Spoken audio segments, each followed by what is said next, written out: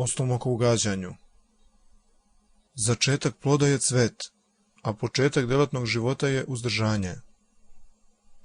Ko obuzdava stomak, umanjuje strasti, a ko popušta pred proždrljivošću, umnožava slastoljubivu pohotu. Prvi među neznabožnim narodima je Amalik, a prva među strastima je stomakougađanje. Hrana za oganj su drva, a hrana za stomak jela. Mnogo drva raspaljuje veliki plamen, a mnogo hrane hrani pohotu.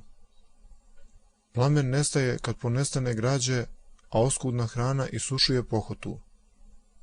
Pohota prema jelu je porodila neposlušnost, a slatko jelo je dovelo do isterivanja iz raja.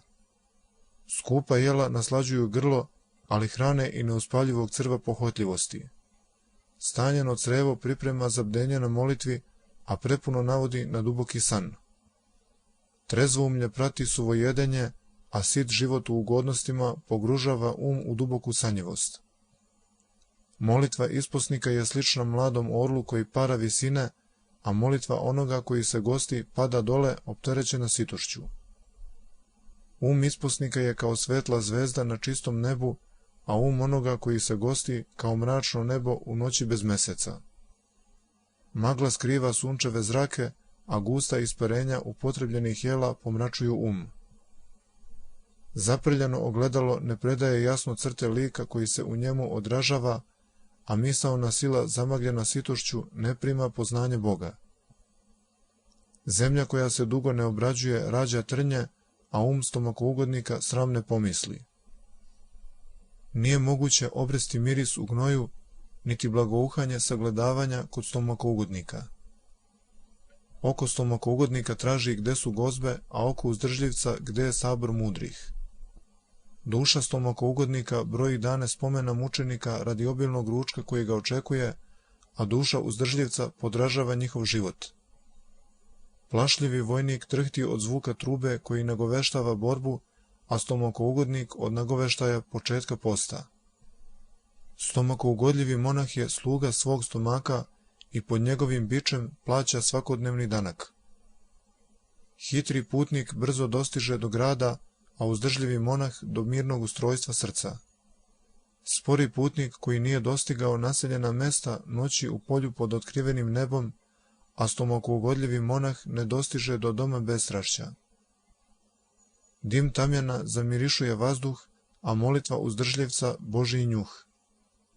Ukoliko se predaješ pohoti sitosti stomaka, ništa neće moći da zadovolji tvoje slastoljublje, budući da je besnilo stomaka oganj koji uništava gorući građu i svagda traži novo veštastvo.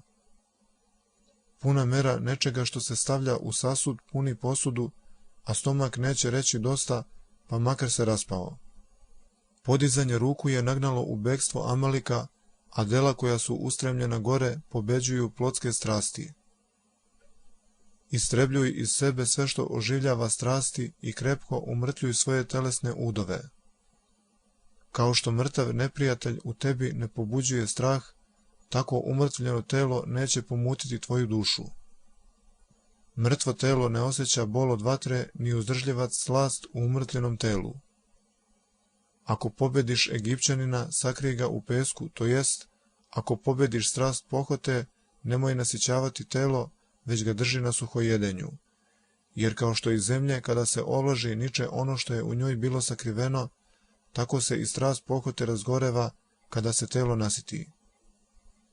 Zgasnut plamen ponovo jarko plamti ako se dodaju suve grane, i ugasla slast pohote ponovo oživljava kad se stomak nasiti jelima. Nemoj imati sažaljenje prema telu kad počne da se žali na iznemoglost, niti ga nasićuj ugodnim jelima. Jer ako opet ojača, ustaće na tebe i podići će protiv tebe nepomirljivu borbu, sve dok ne zapleni tvoju dušu i ne predate kao roba strasti bluda.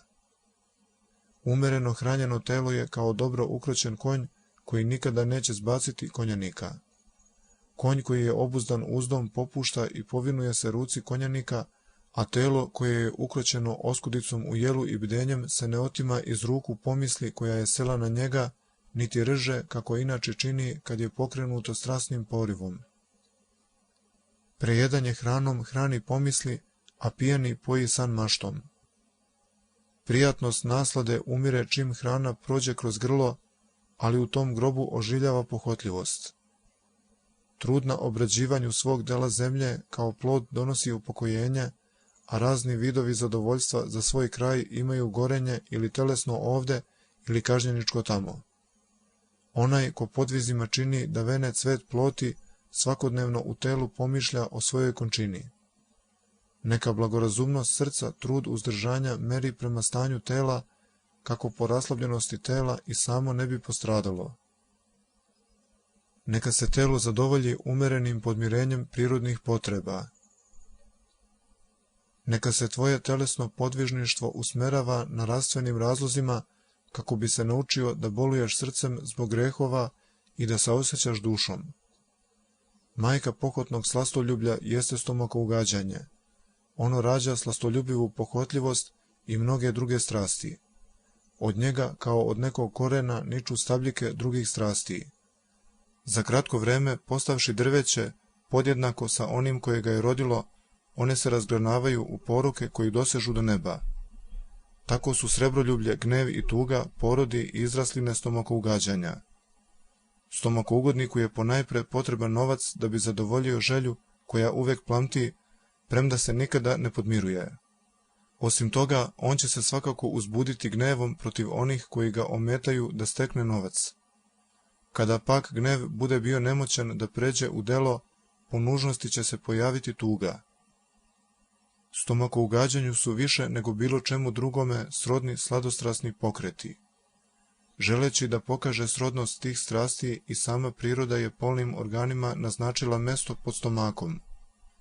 Tom bliskošću ona označava njihovu tesnu vezu. Prema tome, ako oslabi ta strast, to jest pohota, znači da je oslabilo ono što je iznad, to jest stomak, a ako se osili i stupi u pokret, znači da je primila silu odozgo. Međutim, stomakougađanje ne hrani i ne doji samo tu strast. Ono u čoveku iskorenjuje svako dobro. Čim ono dođe do površine, obično padaju i nestaju uzdržanje, celomudrenost, hrabrost, strpljenje i sve ostale vrline. Prekrasno je ostajati u predelima potrebe i starati se svim silama da se oni ne prestupe. Ukoliko nekoga pohota pomalo preteže na stranu žitejskih slasti, već nikakva reč neće biti u stanju da zaustavi njegovo stremljenje u tom pravcu, jer za ono što premašuje potrebe ne postoji granica. Neumorno staranje i beskrajna ispraznost bez mere umnožavaju trud za svoje zadovoljenje, te hrane pohotu kao što se plamen hrani dodavanjem drva.